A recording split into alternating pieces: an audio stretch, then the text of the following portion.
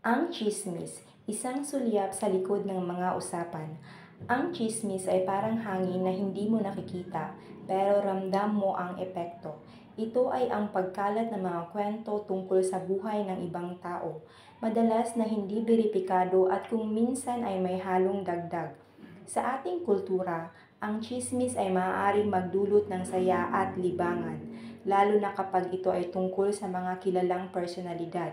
Ngunit mahalagang tandaan na ang tsismis ay may kakayahang makasakit at makasira ng reputasyon. Ang pagiging biktima ng tsismis ay hindi biro.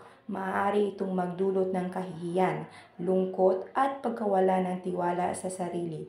Kaya naman, dapat tayong maging responsable sa ating mga sinasabi at isipin muna ang epekto nito sa iba. Iwasan ang pagpapakalat ng tsismis at sa halip maging mapanuri sa mga impormasyong ating naririnig.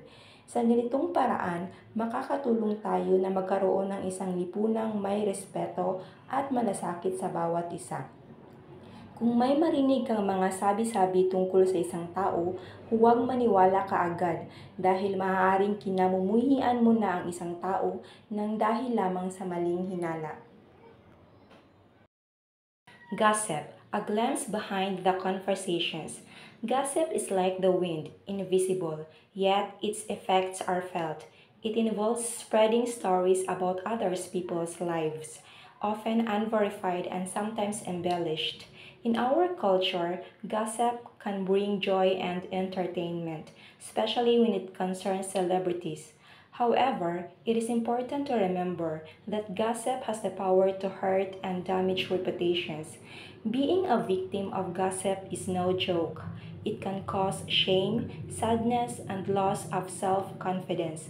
Therefore, we should be responsible for what we say and consider its impact on others. Avoid spreading gossip and instead be critical of the information we hear. In this way, we can help create a society that respects and cares for one another.